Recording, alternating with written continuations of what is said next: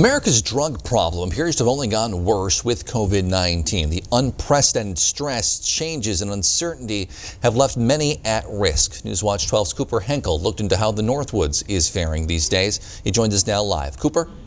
Justin, experts I spoke to expect overdoses and fatality to increase as the prolonged pandemic throws more straw on a nearly broken camel's back.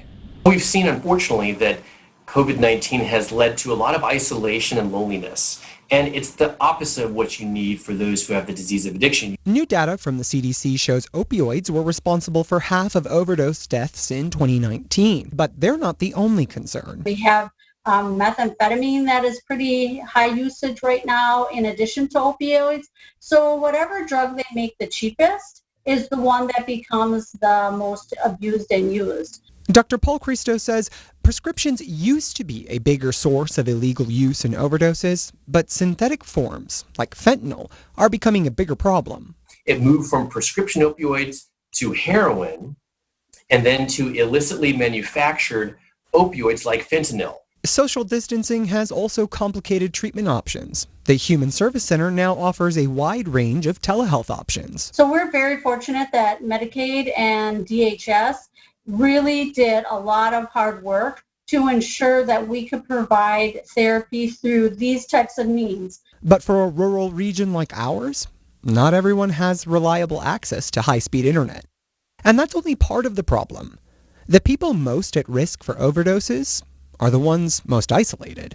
People are isolated, and then especially with COVID coming on, people are isolated even more. Whatever the illness, COVID or addiction, treating the individual isn't enough. Human connection has real healing power, and Dr. Christo says it's key. There are other support programs, counselors, therapists. These are all important because they maintain the connection to others who are healthy, and they provide good supports in times of need and in times of vulnerability when the risk of relapse is high. So I think we just need to make sure that we're reaching out to our neighbors, we're reaching out to the people in our community to make sure that they have the support that they need to be able to handle their addictions, handle their isolation, handle their mental health.